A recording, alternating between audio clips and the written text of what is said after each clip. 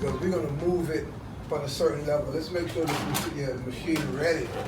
So we're going to go ahead and work for you our nut meat. Brazil nuts, 1.5 cups of soaked Brazil nuts. Soak them for 12 hours. Put them right into the food processor, just don't pour no water in it. Okay, so for the nut meat, we have 3 cloves of garlic going in with the 1.5 cups of soaked Brazil nuts. We're gonna put some celery in here. So we have 2 stalks of celery. Just get your knife and chop up the celery to go into the food processor right there. And besides that, we're gonna put some culantro. Culantro, fresh herb, dandelion. It's in the dandelion. You just rough cup it. Okay. It'll go right into the food processor. So we're putting 2, 4, 6, 8 leaves of culantro. And again, it's in the dandelion family. This is what we put in meat. We season meat with this here in Latin America in Spanish style. So, all right, you put 1/2 cup of celery right into the food processor. We have the 8 culantro leaves. We have 3 cloves of garlic right into the food processor going in. And we're gonna put something else in there. We're gonna put a spice. We're gonna put a powdered spice in there. And we wanna put a spice that's gonna really take this to a certain level, but not too far on that level. And we're doing something that we use a lot in Jamaica, something that's from our Indian heritage, cardamom spice. You know, so we're putting here, we're putting 1/2 teaspoon of cardamom right into the food processor. We have culantro herb going in there as well.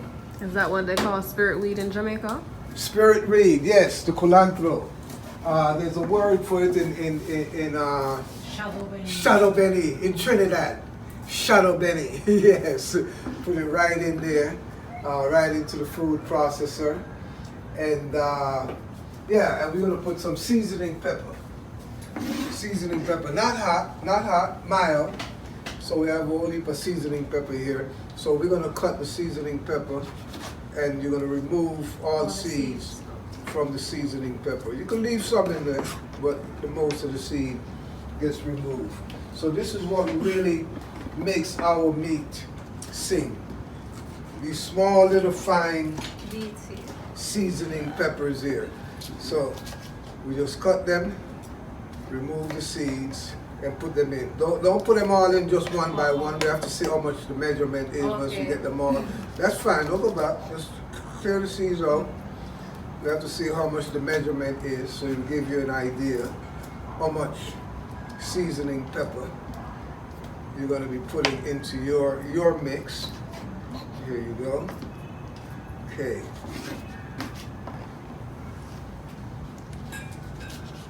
Yeah, so all over the different islands you find seasoning pepper everywhere. Them look wicked, but them not. Them innocent. Them seasoning pepper is innocent. No spice. So, looks like we have 1 cup of seasoning pepper. Let's go ahead and clear the seeds out. We have 1 cup of seasoning pepper all together here. So you know all y'all work with this. And these are going to go right in. You can go ahead and put them right into the food processor now. So all of our seasoning pepper, 1 cup of them going right in. And I think we're ready. We're ready to rock the machine here and let the machine do its thing. So come close. Come close to the machine so you can see how this machine is going to break this meat down, tenderize it, and bring it to a certain kind of heat like this.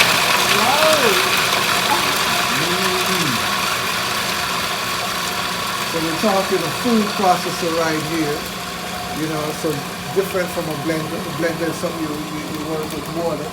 The food processor, you don't need that much moisture. Okay. So that's why we use this to grind it down, get our ground meat, our ground Brazilian nut meat.